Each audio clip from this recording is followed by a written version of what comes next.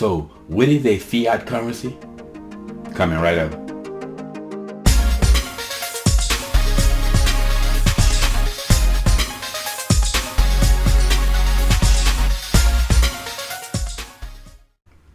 What's up, y'all? Welcome back to Common Sense Logical Reason. As always, I'd like to say thank y'all for watching. Now, I'm going to talk about a phrase that many people probably have heard, and I'm going to be honest with you, in this day and age, I wouldn't be shocked if there aren't people who have heard of this, because as much as the elites are trying to dumb people down, they're dumbing down education, just dumbing down everything, because they don't want thinking people. I wouldn't be shocked if people have never heard of this. However, again, it's information that you should know and need to know. And what's a fiat currency? I think when it comes down to money, we need to know this. Now, in my first-hand experience, I believe that in order to get people to understand what a fiat currency is, you got to start from the basis to get a really grip of what it is. Basis of how we get to currencies, to using currencies in the first place. Because there's a lot of misconceptions, like how many people out there don't know the difference between money value and currency? What a currency is. A currency is just paper money that represents something. And it's kind of like here in America, the word wages and income are basically the same, even though they're different. The definition between these two are completely different, but we have all lumped them as the same here in America. That's why it's so good to get the information out there so that people can be educated, because I would rather have an educated populace than an uneducated populace. But then again, I'm a conservative. Anyway, what is a fiat currency? Well, let's start from how we get the currency in the first place, from the basis. Now, generally, when you start off with economic systems, people between themselves, we usually start off with a barter system. Now, of course, you know what a barter system is. It's when, people trade goods amongst each other. So if I say I have a wheat farm, I harvest wheat, I have wheat so you can use to make flour and bread. But somebody out there has a slaughterhouse where they slaughter animals for meat. Well, if I want some meat, I'll trade some of my wheat to that slaughterhouse, and we make an even exchange. We agreed upon what's an agreed upon a fair exchange, and then I'll exchange my wheat for some of their meat products. That's the barter system. We know what a barter system is. Now, the problem with a barter system is not very efficient. I gotta bring all of my stuff to the table, and they gotta bring all of their stuff to the table, and we make this great exchange. Plus, what happens is I want something and somebody else doesn't want what I have.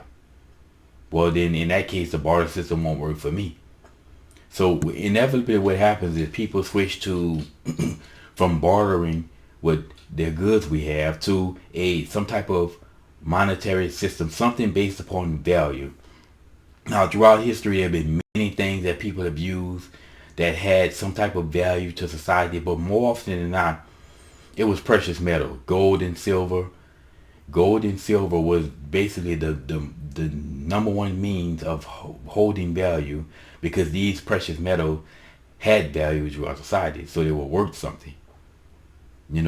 And anyway, people would trade gold instead of trading my goods for those meat products. Well, I'll just trade some of my gold. Now, generally, people would walk around with have their lumps of gold with them, and a person, if I wanted to buy something to exchange my gold for a service that a person had, well, they would just shave off some of my gold until they had enough. Now, this again becomes very inefficient, because you got to shave off gold. So where society generally progressed to is pre-measured weights, such as coins, right? Well, here in America, we have quarters, dimes, nickels, pennies. Each one of them worth something different. So we basically have pre-measured coins, gold. Therefore, there's no longer need to shave gold. If I want to exchange something, we can make the exchange quicker, and it's just more efficient. Well, as society starts to progress, banks starts popping up, and these are places where people could deposit their gold for safekeeping. And again, just walk around with gold, because gold is a metal, it's not light. Plus, obviously, there's I'm guessing a huge safety concern. Walking around with gold, you can be robbed. But what people generally would do was start depositing their gold in banks. Now, as proof that they had gold in banks, that they had gold in said bank, the bank would issue them receipts proving that they had gold in the bank. Now, if I wanted to buy something, I would then take my receipt, go to the bank, exchange the gold, the receipts for gold, and then I'll take my gold and I go out and buy whatever I need. Well, inevitably what happens is people start realizing, well, why am I going to go all the way to the bank? Why not just trade the receipt? You know, here's a receipt proving that I have gold in said bank. How about instead of me going down there and getting the gold and bringing it back to you, I just give you the receipt. And if you need to go for a reason, then you can just take the receipt and go down to the bank yourself.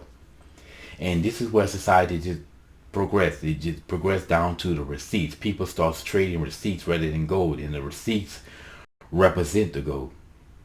Well, inevitably what happens is generations later that people have been trading receipts and all they know is the receipts. So they basically kind of lose all notion of the gold itself, even though the gold is still backed. I mean, the receipts are still backed by the gold, but people get kind of divorced from the gold because they're so used to dealing with just the receipts. Inevitably what happens is that governments was always completely totally wasteful and is always looking for more means of getting money for them to waste.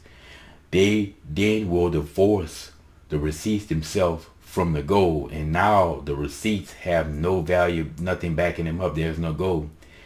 And the only thing that people have in these receipts is just that they trade the receipts. And the fact that people are willing to trade with these receipts now is the only thing that gives them value, because they're no longer backed by gold or any precious metal. Now, this is where we are when it comes down to the dollar. The dollar that we have as Americans, and this is the case for many forms of currency out there, but certainly the dollar bill used to be backed by gold. It used to be a time in this country when if you had a dollar or $100 bill, $10 bill, you can go down to any exchange and exchange it out for the equivalent amount of gold. That's just simply not the case anymore. If you go to an exchange wanting to exchange gold for a dollar, they'll laugh and escort you out. So now the only thing that gives a dollar bill, regardless if it's a $1, $5 bill, 10 or 50 or 100, the only thing that gives this money any value is that people are still willing to exchange goods and services for them. Of course, it's the law. You have to exchange. If you don't exchange goods and services for money, then you're breaking the law.